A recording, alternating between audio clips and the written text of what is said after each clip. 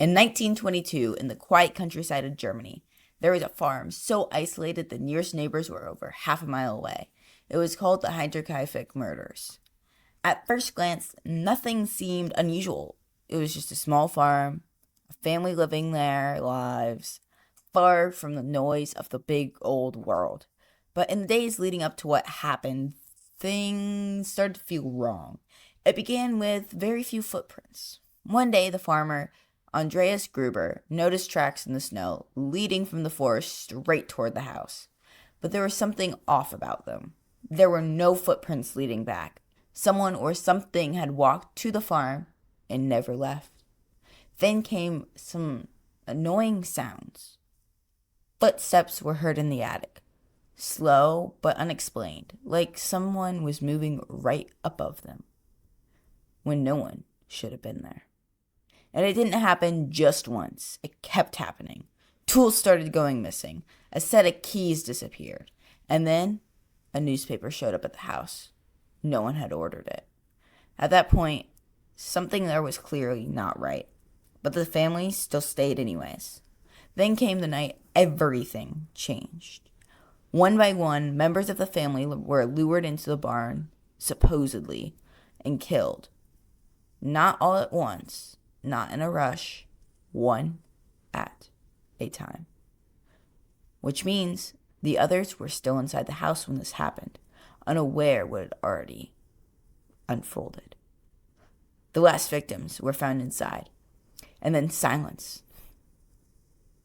Days passed. No one heard from the family, but that wasn't unusual. They kept to themselves a lot. A lot. What was unusual was the farm itself. Neighbors noticed smoke still rising from the chimney.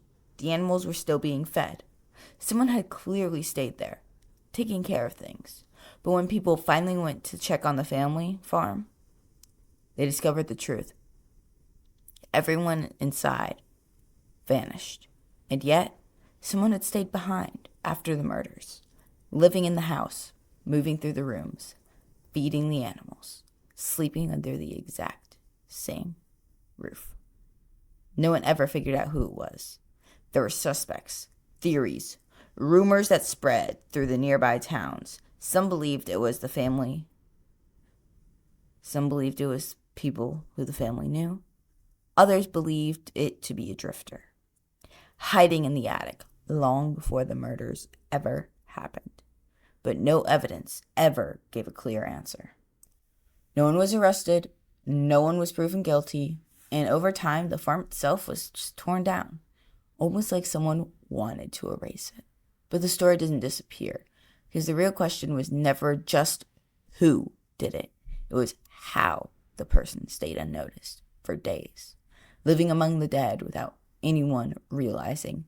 Even now, more than a century later, the Hinterkaifeck murders remain one of the most disturbing unsolved cold cases in history. Not just because of what happened, but because of whoever did it. They didn't just vanish into the night. They stayed behind with the rest of them.